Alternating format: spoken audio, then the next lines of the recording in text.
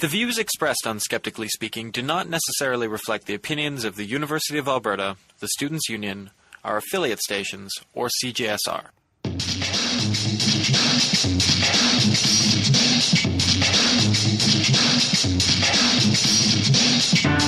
Hello all, and welcome to Skeptically Speaking. I'm your host, Desiree Schell, and I'm on location in Toronto. Through the wonders of science and technology, Mike Harrison and Jean Ouimet are back in the studio, ensuring that I can continue to multitask like nobody's business. So on my last trip to the drugstore, I noticed that among the cold remedies and the cough drops were things that I wouldn't exactly consider medicine. Things like homeopathic headache pills, detox diets, supplements. And I started thinking about how these things get on the shelf in the first place. And then I was wondering how pharmacists feel about all this. And then I remembered that I host a radio show. So on today's episode, we'll be live with pharmacist Scott Gavura. And while I was thinking about drugstores and pharmacists and such, Anthony was thinking about ants. Yes, everyone, it's time for a visit from Brownian Motion. Hey, Welcome back, Anthony. Hey, how's it going? Good. How are you? I'm good. I notice you're no longer using my nom de radio. You know, I decided that was silly. Everyone already knows who you are. That's good. Hi, everybody. I am Brownian, and I am Anthony. I'm all of these and above. But yes, okay. So ants. I was going to talk about pharmacological things as well, but then I decided ants seemed more interesting since Scott would certainly have more to say on it than I would. But what I wanted to talk about particularly are more than ants are two particular myrmecologists that study them. But first of all, the reason that I find this interesting is I've always liked ants. For whatever reason, I think they're fascinating insects. They look cool. They've got a myriad of designs and forms and shapes and all sorts of different ecological niches, and they do all kinds of different things. So they are one of the great success stories. They've been around for since the Cretaceous. And they occupy keystone positions pretty well all over the world in most ecosystems. In fact, they're usually the mover and shakers of most ecosystems. And there's at least tens of thousands of species of them separated into almost 300 genera and 21 subfamilies. But so in researching and looking into this, I came across, and actually it was through an old Discover magazine that I'd read about this individual named Brian Fisher, who's a curator of entomology at the California Academy of Sciences. And this guy's the Indiana Jones of myrmecologists, in the sense that he's done most of his work in Africa and Madagascar, and he's got all sorts of stories about, having to climb on the back of buses, completely riddled with parasites. He himself, after having spent weeks and weeks and weeks in the field, hitching rides, lying to customs officials, bribing his way onto planes and things like that, and just even reading some of his story, all you get is this Indiana Jones sense. But what he's really big on is bringing this study. Well, one of the things that he was troubled by was that the problem with entomology is that everybody's got these type species, these little insects stuck on pins sitting in a museum somewhere, or taxonomists look over them, or theoretically should be. But what really happens is they end up sitting there in some glass case in the back of a museum, unlooked at in some back room for hundreds of years. Well, decades at the very least. And so he was the pioneer and founder of a website called antweb.org, which is a website that allows pretty well anybody to research ants, see all kinds of beautiful pictures of them, really, really detailed ones, know something about their life habits, put them on maps, understand how they fit into their ecosystem, see the research on that. And his interest in doing this is in democratizing science, something that I've talked about before that I find really fascinating too, bringing this information out so it's accessible to everybody and allowing them to interact and potentially add to the body of knowledge that we have about these particular insects. So Antweb is this, like I said, it's a big catalog. What the eventual goal is to have the entire sum of knowledge of every species that we know about of ants, cataloged, archived, and placed on this website in a way that everybody can possibly study it. Everybody can see the photos. In fact, it's got all kinds of great tools. You can, if you've got Google Earth, which I should assume everybody should have, just because it's such a great resource, you can overlay. You can put ant overlays on them and see where particular species are, where they're located, where their type species are, what ecosystems they interact with, and that you can if you're interested in their taxonomic information, you can research that for every species they've got. They've got all of those information. You can compare images, and you can even print off handy field guides if you want to go studying out in your field at any time as well. So you can print off. I have a question about that. Yeah. Why would we need to have location-based access to the diversity and wonder of ants? Why would we want to know by location specifically? Well, for a number of reasons. One is to see how. The field of biogeography studies exactly that. How are particular species integral to their specific ecosystems? What do they do? How do they interact with the other things around you or in some other location? You might also be interested in looking at threatened ecosystems and what happens when ecosystems are changed. For instance, fire ants are, and I'll talk about them a little bit later, but fire ants are fairly common in Florida, but they're an invasive species from South America. And what it turns out is that they're really, really well adapted to disturbances in the ecosystem. So at first it was thought that they just basically outcompeted all the other species. But what happens is the endemic species, which are a little bit less able to deal with ecological disturbances caused by usually humans, whereas fire ants easily will be able to take over. But fundamentally, as well, like even from a personal perspective, you might just be interested in knowing what things are around in your local area, much in the same way that bird watchers might be interested in bird watching as well, and would pick up specific guides to their localities. See, that's interesting, because my first thought in regards to that was my own preservation. I thought it possibly had something to do with the fact that you could check to make sure that the one that bit you wasn't poisonous. Well, all ants are poisonous to some degree, but none of them are likely to kill you. So really? None? That might be. I suppose the army ants and the foraging ones. I guess they could probably do that, but they're not going to kill you with toxins. They're just going to swarm you with numbers. But having said that, fire ants, and I've had a few experiences with fire ants, they can deal a pretty painful bite, and especially if you get a whole handful of them swarming all over you, if you happen to be wearing flip-flops or anything like that. Yeah, that kind of sucks. So that's not a bad idea. Well, speaking about the bites, before the show you were actually mentioning the Schmidt Sting Pain Index, I believe it was. Yeah, I was looking that up because I had an experience with fire ants when I was very young, and I was vacationing with my parents in Hawaii, and we were barbecuing on the beach, and we happened to get attacked by, unbeknownst to us, a swarm of fire ants had taken up residence in this particular brick barbecue on the beach that we were using. So as soon as we fired it up and started cooking whatever it was that we were cooking, they came out and voiced their displeasure, as it were, in their own little way.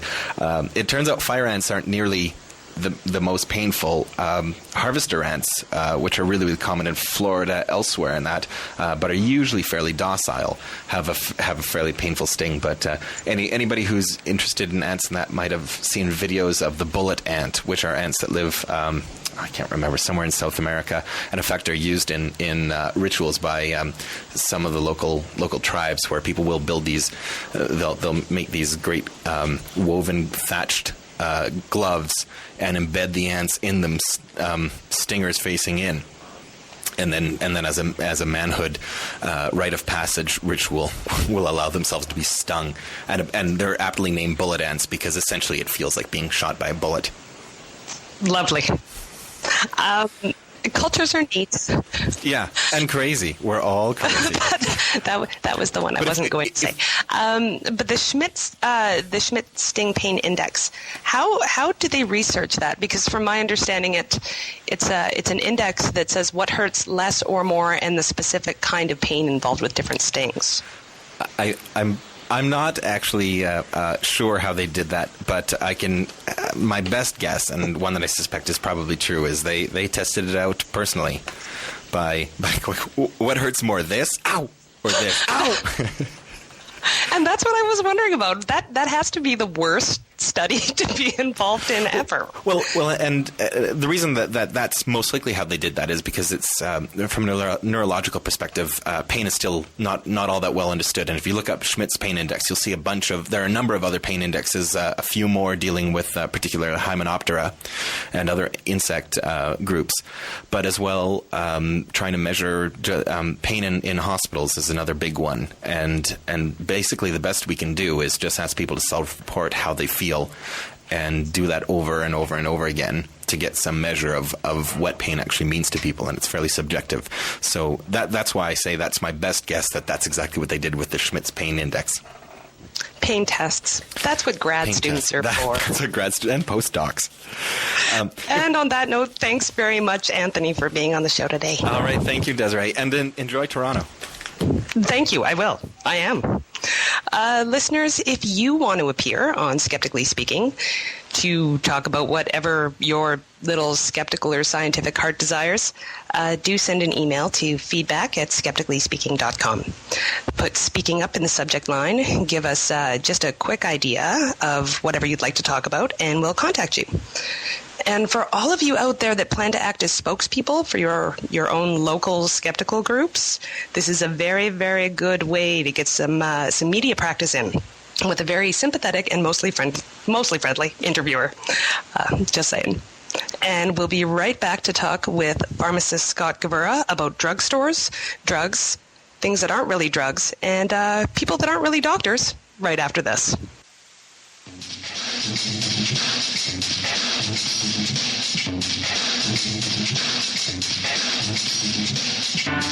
Skeptically Speaking wants you to question everything. To be part of the discussion, call in every Friday from 6 to 7 Mountain Time at 780-492-2577, extension 1.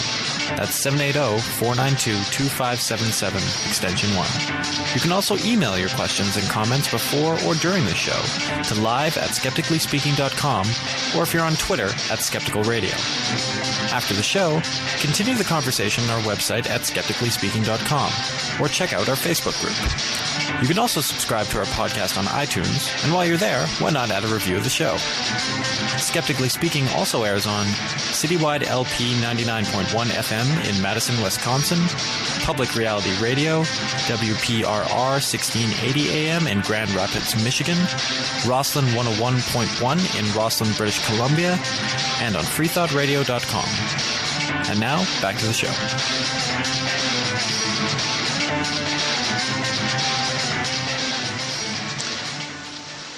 Hello, all. You're back with Skeptically Speaking, and I'm your host, Desiree Schell. Today we're playing Ask a Pharmacist with Scott Gavura. It's time for all those questions you've had about generic versus brand name medications, whether pharmacists can say no to filling your prescriptions, and whether that Viagra that you bought online is the cause of that weird lump. Scott, who's with us tonight, is the director of the Provincial Drug Reimbursement Program at Cancer Care Ontario. And prior to that, he was the director of the Drug Information and Research Center at the Ontario Pharmacists Association, where he led a team of pharmacists to support appropriate drug use, deliver pharmacist education, and enhance the role of pharmacists in the healthcare system. He holds a Bachelor of Science in Pharmacy and a Master's of Business Admin from the University of Toronto, and he's currently running for the Board of Directors for the Canadian Pharmacists Association, which is the national voluntary organization of pharmacists committing to advancing the profession of pharmacy so as to contribute to the health of Canadians. And he's also the guy behind the Science-Based Pharmacy blog, where he writes about pharmacy practice, questionable science, and evidence-based healthcare. So thanks so much for being here, Scott. Thank you. It's a real pleasure. So your blog is called Science-Based Pharmacy, which was actually kind of surprising to me because, to the best of my knowledge, being a pharmacist is a science-based profession. Are there issues that the public isn't aware of? It's a great question. Let me just start by saying, if you don't mind, just that anything that I say is in no way should be taken to reflect the views of Cancer Care Ontario, any past employer, any organization I work for, any organization I'm associated with. So I just want to get that out there up front. Liability issues aside. Hey, Scott. Let me answer that by just stepping back, if I can describe briefly kind of how pharmacy came to be and where I think it's going. I think that'll tie into kind of my motivation around the blog. So pharmacy started as a profession in the year 1231. Frederick II of Germany decided that pharmacy and medicine should be two separate professions, each with their own skills and responsibility, and he issued an edict that said the person who writes the prescriptions is not the person who's going to fill the prescriptions. And he drew a clear line between the two professions, and basically, in exchange for the provisions of products and services, pharmacists were granted exclusivity to dispense medications. And over the resulting centuries and decades, the pharmacy is now a self-regulated health profession. It's no longer a technical role. The pharmacist doesn't make the drugs in the pharmacy. It's one that's more patient-focused, and the pharmacist is now responsible for really helping to work with other health professionals to solve drug-related problems. So you become a pharmacist after 5 or more years of university undergraduate training and often postgraduate work, and training is rooted in basic and applied sciences. And among the health professionals, it's only pharmacy is devoted to really optimizing the use of medications. So it's my personal opinion that the privileges that pharmacists have in society are increasingly being misused, I guess, through the growing availability of more questionable and even potentially dangerous products and services. And so the blog was really started to focus on pharmacy practice and the sale of questionable products. And I started to initially look at the over-the-counter products, the ones that you see on the shelves, but I've looked at some prescription drugs as well. And I think my concern is that pharmacy owners are increasingly counting on the sale of these products. And I think that that's limiting the profession of pharmacy as it tries to move forward into evidence-based care and professional services and optimizing patient care. It's really holding the pharmacy back as a retailer, and I think that's what's concerning to me. Oh, that's actually really interesting. So there's actual opposition to science-based pharmacy? Well, I wouldn't say that there's direct opposition, but I think there's a few factors that come into play. Fewer and fewer pharmacies are truly independent and actually owned by pharmacists anymore. So if you look at the major chains like the Shoppers Drug Mart or Rexall or any of the ones that may be located in grocery stores or other retailers, those stores are, the product listing decisions are often no longer made by pharmacists. So they're made by marketers in the head office or elsewhere. So the pharmacist behind the counter may have very little to no influence in terms of what's being sold. Increasingly, there's significant pressure on prescription drug costs and pharmacist fees, and the sales of the products in front of the counter offset some of the pharmacy costs. So, and they're often, the other thing that we keep in mind is these products are sought after by patients, and so they drive traffic into the store. So I would say no, there's not direct opposition, but there's certainly a lot of interest to keep in mind. Listeners, if you'd like to talk to a real live pharmacist, do call 780-492-2577, extension 1. You can also email live at skepticallyspeaking.com, or we're on Twitter at Skeptical Radio. So then, Scott, what kind of standards actually exist for things sold in a pharmacy? Because it seems to me that there's a whole lot of, not exactly evidence-based stuff for sale in a place that's actually called the drugstore. It's a good question. Do you want to talk about behind the counter or in front of the counter? There's completely different standards, really, when you go behind the counter, the prescription drugs, compared to what's in front of the counter. Let's start and just touch on briefly behind the counter, but I'm actually more interested in the rest of the stuff that gets sold that anybody can go and pick up. Yeah, okay. So all prescription drugs have to meet very strict standards for safety and efficacy, and drugs can only be sold in Canada after Health Canada's approved hundreds and hundreds of volumes of safety data and efficacy data. And it's a very similar process to what's followed by the Food and Drug Administration in the U.S., very similar. So there's a Food and Drugs Act in Canada and Food and Drug Regulations, and those acts and regulations apply to prescription drugs, but also the non-prescription products you might see, like the cough and cold products as well. But when we move in front of the counter, there's completely different requirements for what are called the natural health products, which include items like homeopathy. Anything that's considered to be a natural health product is not subject to the same standards that are being held for prescription drugs. It's still Health Canada, but it's a Natural Health Products Directorate is responsible for that, and it's a completely different standard. So when you look at a lot of the products on the shelves in front of the pharmacist counter, it's really a mixed bag. So there's some typical non-prescription drugs like the cough and cold products may be safe and effective. They may be considered drugs, but they may be right beside herbal remedies or homeopathy, which are subject to completely different standards. So are there any efforts being made to actually create equitable standards between those kind of products at all, or? Yes. In Canada, the food and drug regulations are largely unchanged since the 20s, and I think there's recognition now that we need to, with respect to prescription drugs, continually evaluate safety. A lot of drugs, you've probably seen in the past several years, drugs being withdrawn, Vioxx for one, and it means that we need to provide more scrutiny on drugs once they're licensed for sale. So these are the prescription drugs.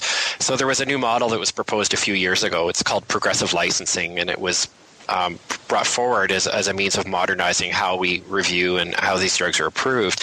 And that was actually Bill C-51. Now, Bill C-51 may be known to listeners really because of the impact on natural health products. And the natural health product regulations came into effect in 2004, and they sought to impose some sort of a standard on herbals and traditional medicines, because I think there was recognition that herbal products will never be able to meet prescription standards for safety or efficacy. So at a minimum, they really try to ensure that at least what's on the label is in the bottle. So recognizing that these products are sought after. Right. So Bill C-51 included significantly increased penalties for natural health product manufacturers who failed to adhere to basic standards. And Bill C-51 died in 2008 with the dissolution of government. So it hasn't yet been reintroduced. Now, there are the existing regulations for natural health products, and all products are supposed to comply with the regulations by 2010, but there's no evidence yet that even a fraction of them do yet. You'll know if they are approved and have been reviewed by Health Canada because they'll have a NPN number on it, which is Natural Product Number. Okay. Now, I don't know if you can answer this question. I don't know if there's a pharmacist's code or anything, but is there like a least effective thing that you would say that's sold in a pharmacy? Prescription or non-prescription? Non-prescription. Non-prescription, I would say homeopathy is got to be in terms of the least effective. You've got an elaborate placebo system that's been given tacit blessing by pharmacy.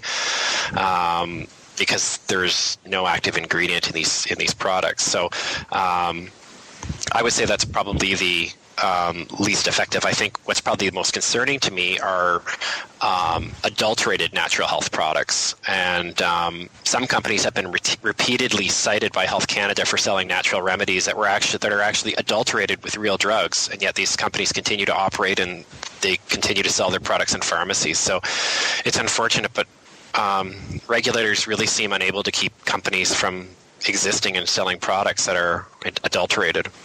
Well, can you give us an example of those? There's been, if you look through the Health Canada warnings, it's pretty easy to see the trend is that there's a lot of drugs that are sold over the counter for erectile dysfunction, which often end up containing real drugs like Viagra in them. So They're sold as herbal remedies, but they're really just adulterated with active ingredient. Now, how about something like kids' cold medicine? I've been thinking about this. Now, does that fall into actual medicine, or does that fall into something that's not necessarily exactly natural health product, but something that's more like placebo? Well, kids' cold medications have been on the market for decades, and they're not, I wouldn't say that they're a true placebo because there is active ingredient in them, but there's not a lot of evidence they work. And the kids, there's only a handful of actual chemicals in the different kids' cough and cold products, and they were approved for sale long before really solid clinical data was required. And there's really little data that ever looked at these drugs in kids, and it's not clear that they really have a lot of effectiveness. And while most kids don't have any problems taking them, sometimes very rare, very fatal side effects can occur. And the risks seem to be greater in younger children, particularly in infants. And so, colds are generally mild and they go away on their own, and there's no product that's been demonstrated to actually shorten the duration of your cold. So, unless evidence emerges to show that the drugs are really effective, there's really not a lot of benefit to them. Now, Health Canada has indicated that by the end of 2009 that cough and cold products will no longer be labeled for sale for children under the age of 6. So, and that's consistent with what we're seeing in Australia and the United Kingdom, I believe, and the United States as well. So I think there's finally some recognition that these drugs really don't provide any benefit. They definitely do offer some harm to patients in some circumstances, so it's better to not provide them. Okay, well, now if somebody came into the drugstore and they asked you for information about one of these not exactly evidence-based kind of remedies, what would you say? And would what you say be different if they asked you about homeopathy versus if they asked you about something like kids' cold remedy? Well, it's difficult. So if I'm working as a relief pharmacy in a store, it's not my goal to drive patients out of the store by telling them that none of the products work. So I want to engage the patient, and I want to make sure that they get products that are helpful to them, or at least provide them with advice that's helpful to them. So in the case of homeopathy, I'll indicate to people to patients that there's generally not any evidence that it does work. I'll tell them that patients do report that it works, but it may be due to a placebo effect, and there isn't really a good efficacy that it does work. And if they're seeking something for a cough and cold for their children, I might talk about, that they could use Tylenol, and they could use different types of, basic cold management things like, humidifying the room and things like that to manage the cold. But cough and cold products really shouldn't be expected to do a whole lot in their young child. But, parents want something. I think when they've made the decision to come into the pharmacy, they want to leave with something. And so if I can't give them, if they're not buying a product and they're in there and they're determined to buy a product, at least I try to give them some good information that they can act on. So, audience, if you have a question about crappy things that maybe shouldn't be sold in pharmacies but are, do call 780-492-2577, extension 1. Email live@skepticallyspeaking.com or on Twitter @skepticalradio.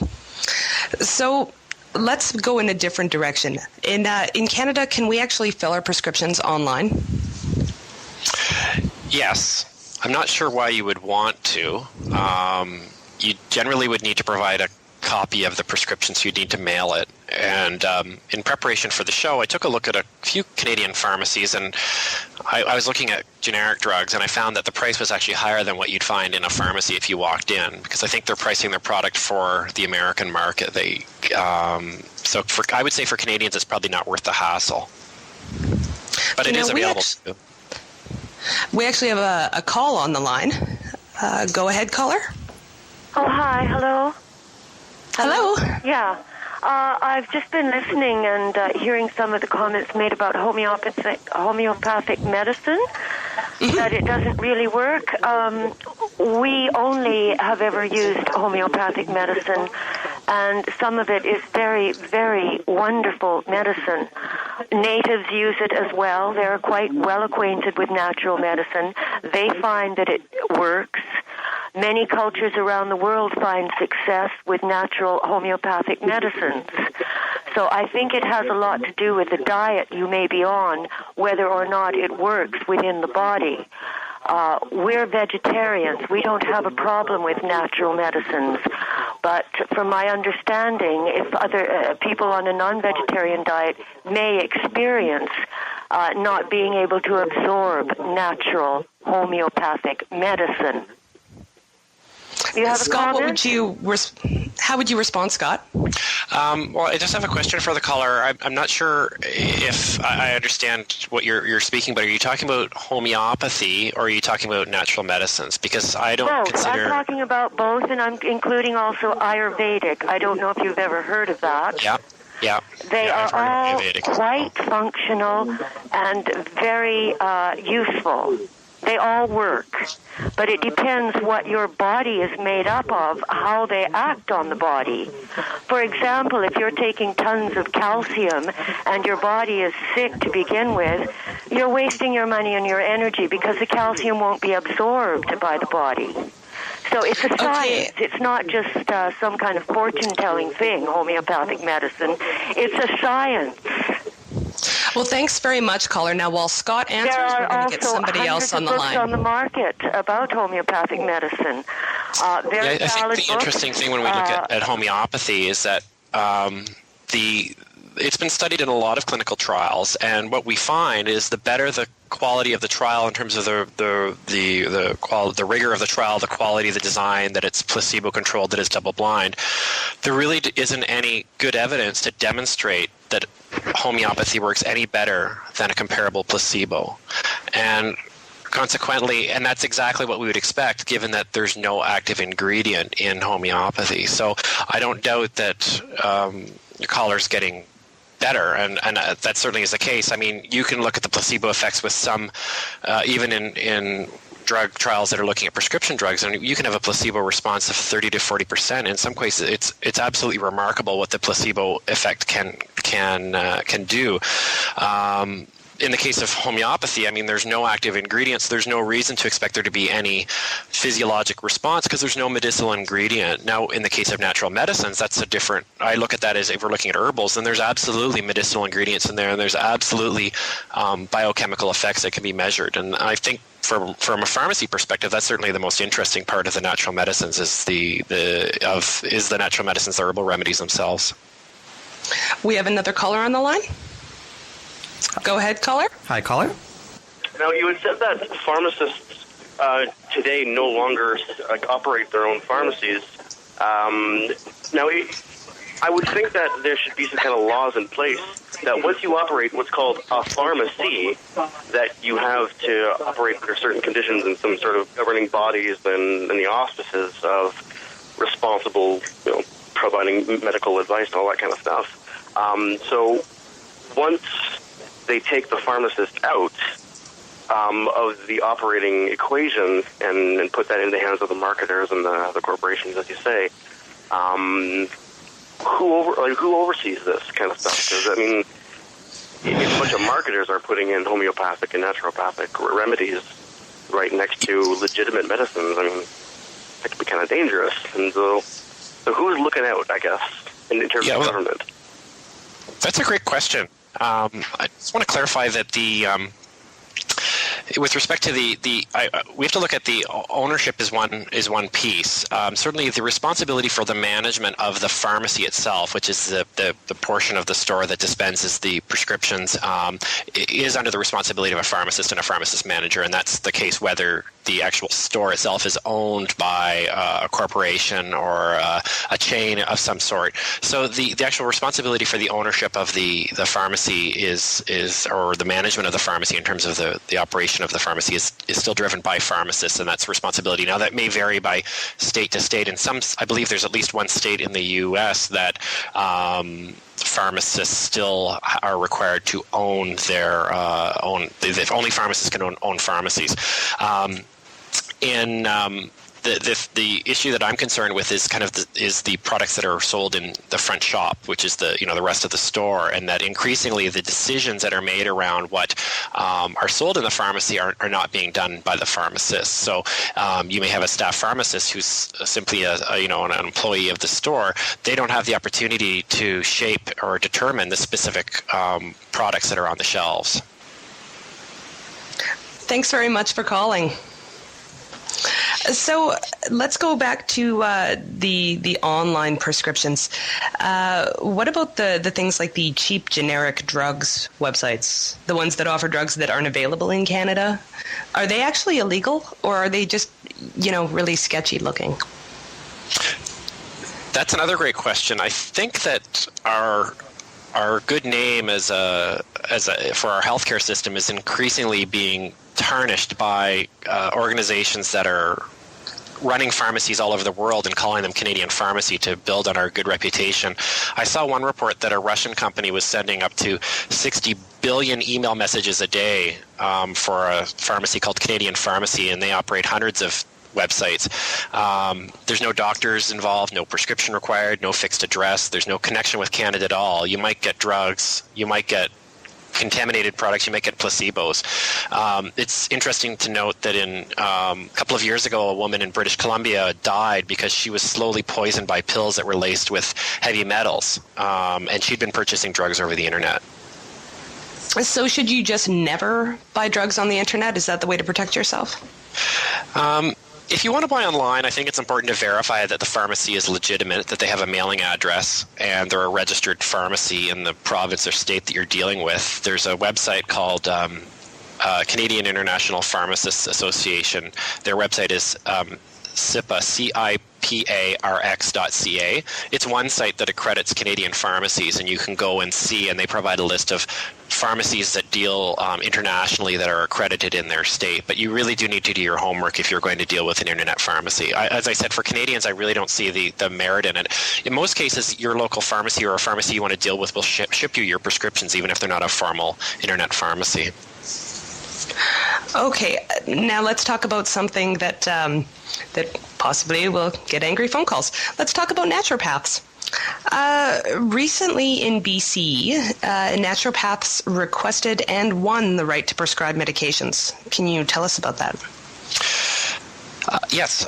My understanding is that due to some reclassification of what were considered drugs or not considered drugs, that naturopaths lost the ability to access products that they'd previously been able to recommend. So they requested prescribing authority to access those products. And I don't think anyone had any big concern with this. Even the British Columbia College of Physicians and Surgeons was supportive, but the naturopaths actually requested and won very broad prescribing authority for almost all drugs that were previously currently restricted, really basically to physicians.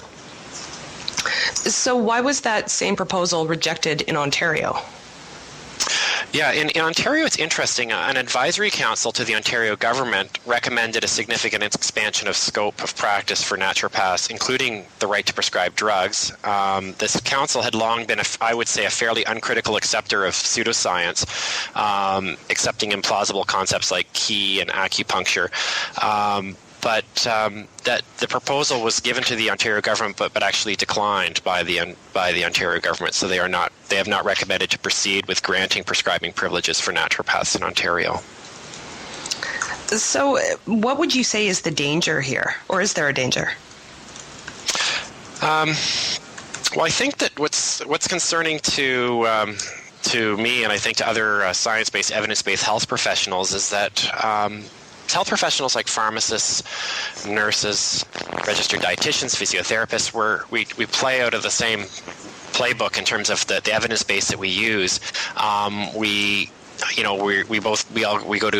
take undergraduate courses. We'll sometimes take courses together. We work in hospitals together as part of our undergraduate training, and so our training is fairly consistent in terms of adherence to evidence-based guidelines and clinical practice. And when we look at the naturopath belief in the training is quite substantially different than science-based, evidence-based health professionals.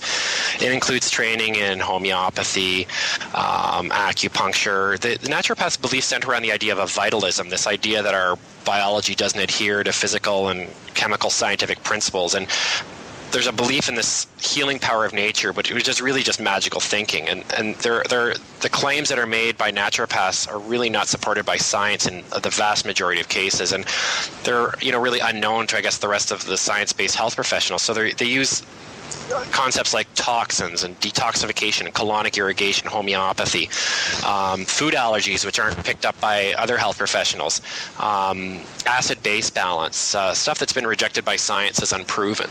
So I think that's the concern that we have. All right, well, we'll be right back with more on the responsibilities of pharmacists.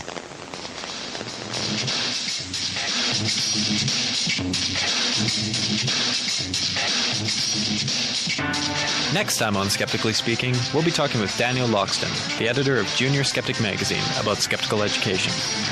If children are indeed the future, how can we help them to think critically about the world around them? How do we instill lifelong curiosity and a love of learning? Are there things that we can do to ensure that the next generation is thoroughly prepared for all the irrationality, pseudoscience, and disinformation that the world will throw at them? Find out on the next episode of Skeptically Speaking, every Friday at 6 p.m. Mountain Time, here on CJSR. Do it for the kids.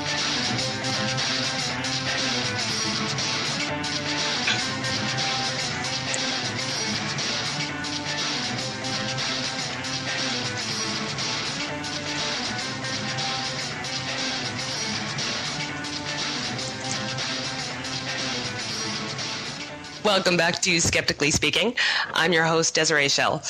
We're actually on location in Toronto with pharmacist Scott Gavura, who's answering all of your pharmacy-related questions. Before we get back to the interview, though, I have a couple of announcements. So for all you Western Australians listening, there's a new skeptical group, the Perth Skeptics in the Pub. They are still getting going, it looks like, but they do plan to meet once a month at the Flying Scotsman in Mount Lawley. And I have no idea where those places are, but I'm sure they're lovely. So for more information, check out their blog at perthskeptics.org. There's actually a new skeptical resource in existence, the Grassroots Skeptics website, helping local skeptics groups share resources and strategies since sometime last month. They're just getting going, but they already have a fantastic-looking events calendar up that they created with skeptic.org. So visit them at grassrootsskeptics.org.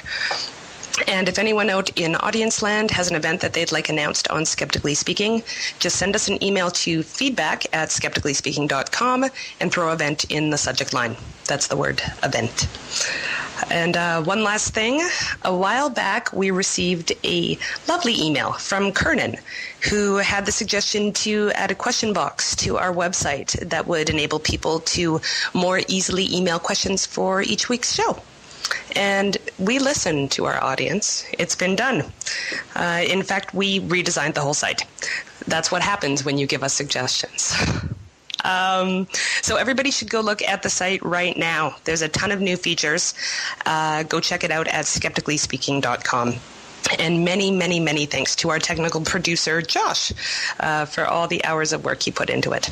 And thanks again to Kernan for the idea. So now back to pharmacist Scott Gavura. So Scott, how much say do pharmacists actually have in dispensing medication? That's a great question. Pharmacists have primary responsibility to patients' well-being as a priority. So we're permitted, and it's actually a responsibility to use our professional judgment when filling a prescription. So that could include even declining to fill a prescription.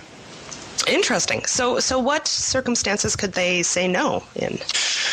Well, it's not that common, but pharmacies are in the business of filling prescriptions, not refusing to fill them, but we're permitted and in some provinces compensated for not filling. So for reasons like allergies, duplicate drugs, the dose being too high or too low, potential abuse, suspicion of a forged prescription, or a drug that's conflicting or interacting with another drug. Oh, okay, so good. So if a pharmacist notices that a doctor has prescribed two conflicting meds, then they can refuse to fill. Yeah, actually, I think if a pharmacist knowingly filled the prescription and the patient was harmed, the pharmacist could be held liable for that. Oh, so good. It's a professional responsibility to catch that.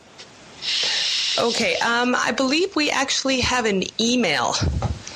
Is that correct? Yeah, we do. It actually relates quite well to liability. I'll just jump right into it here. Big thanks to you for mentioning the natural health products and that natural health products and medical standards are different.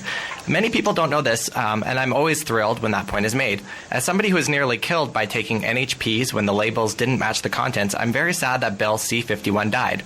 I've been working with Health Canada and speaking to pharmacy and medical students about my ordeal for years. I was curious, does Scott know that pharmacists can actually be held liable when they recommend a natural health product, and that the consumer has if the consumer has an adverse reaction? Although many pharmacists don't have a say as to what's on their shelves, as Scott mentioned, they should be able to refuse to sell something that they aren't convinced is safe. Do pharmacists ever refuse to sell NHPs? So I know some of that was covered in the previous statement, but I think the last point still stands as an open question. Yeah, I mean, I can't speak for all pharmacists. Certainly what I tell patients when I'm speaking about natural health products is I tell them, one, that natural health products are poorly regulated, and consequently we don't have good information about or guarantees that what's on the label is what's in the bottle, and so I'll typically recommend specific brands that I'm more comfortable with. And then I'll also caution that the amount of information we have about NHPs is significantly less than what we have about prescription drugs. So we don't know about drug interactions in some cases. We don't know. There's so many more questions that we have about NHPs than we do about prescription drugs. And so I will always, when I'm speaking with patients who are buying those products, warn them about that.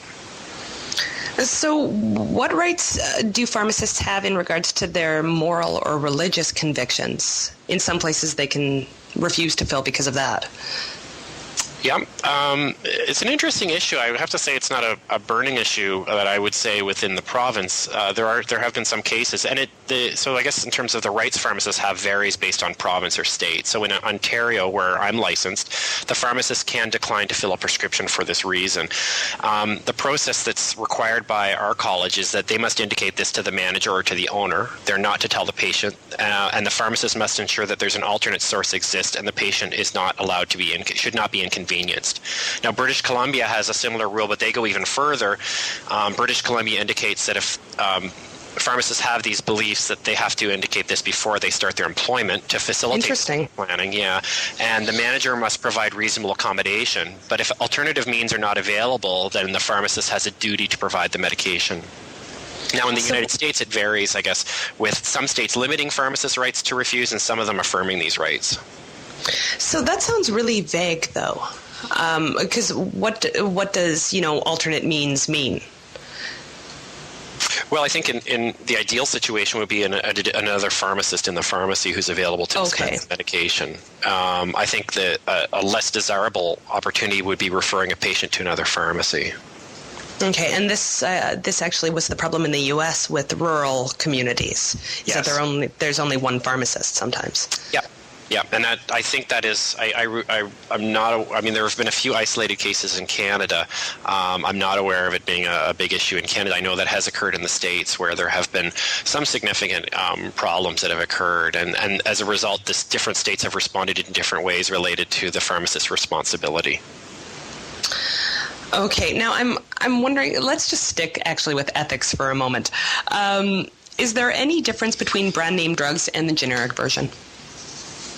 I consider that an ethical question. I don't think of that as an ethical question at all. I'd say no. Generic drugs are approved by Health Canada or the FDA, and they're approved on the basis that they're compared to the brand name version. So there might be slight differences in the way that the product looks, but there's no reason to think there's any difference between brand and generic. And I think if you ask any pharmacist, they'll probably tell you that they use the generic versions themselves. Interesting. In most provinces, actually, pharmacists have the right and actually the responsibility to dispense the generic version, because governments and insurance companies that are paying for the prescriptions will only pay the generic price once the generic's available. So the pharmacist is essentially forced to substitute the generic for the brand product.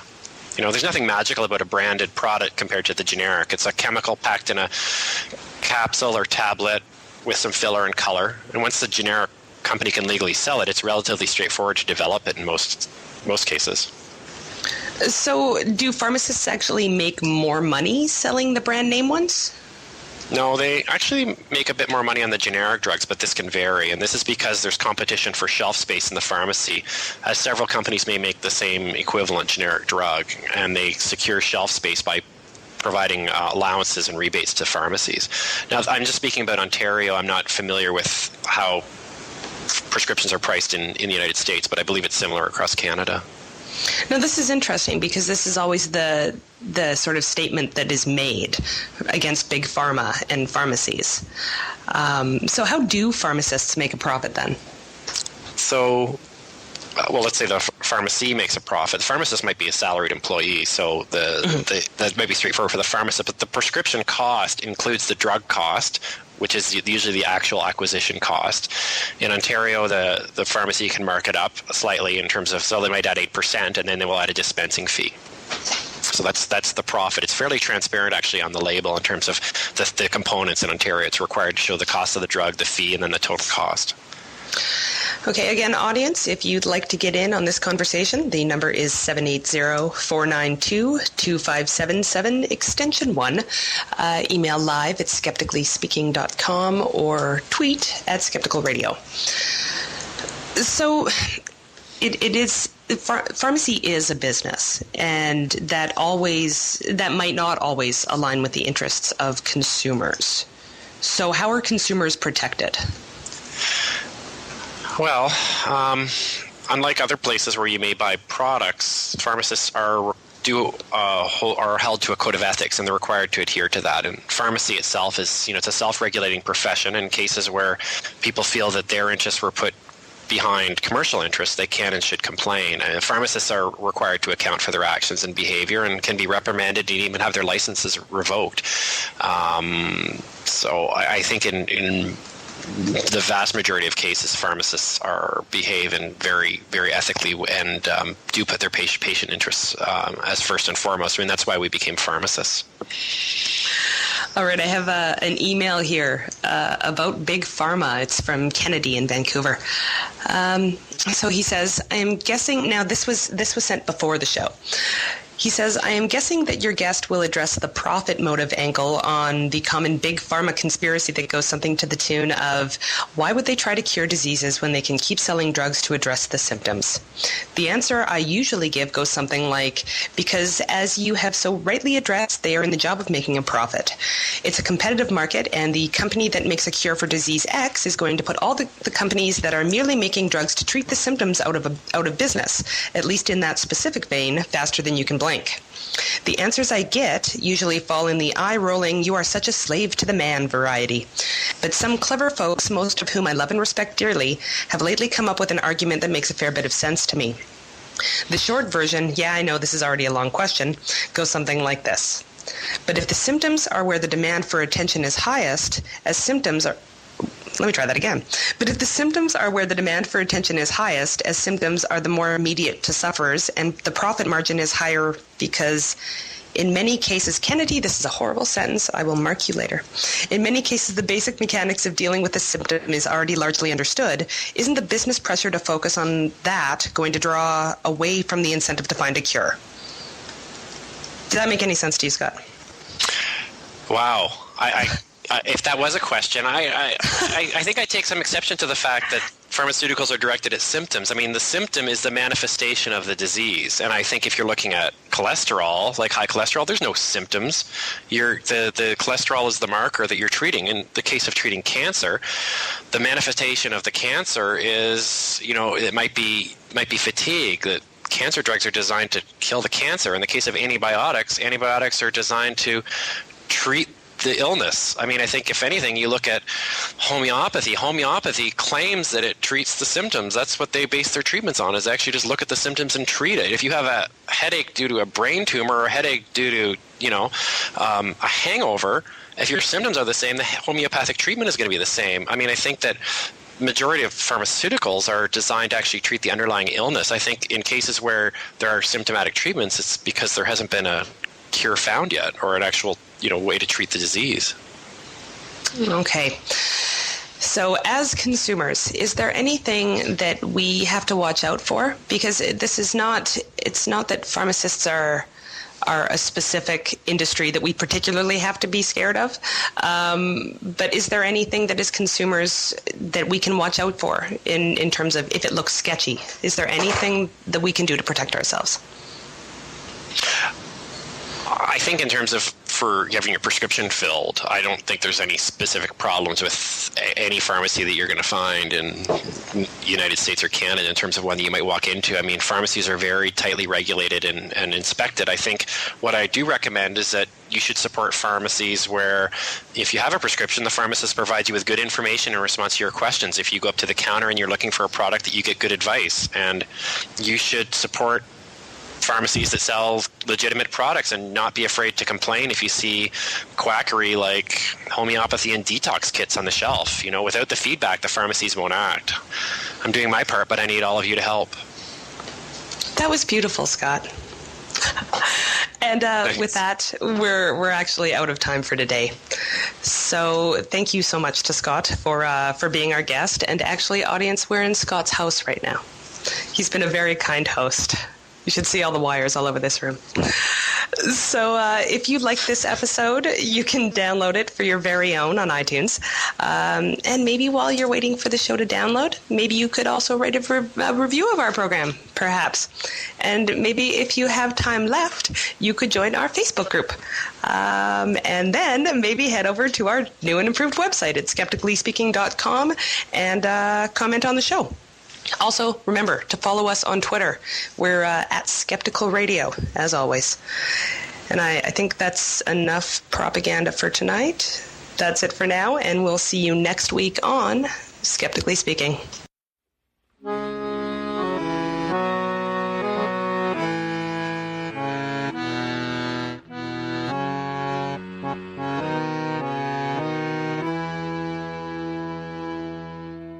South America does not exist. The moon is painted on the sky. Things sometimes fall up, but you never see. And everything you believe is a lie. Dinosaurs were invented by God as a test. Our bodies don't rot when we die. Oh, the hippies are working for the government, and everything you believe is a lie. Lie.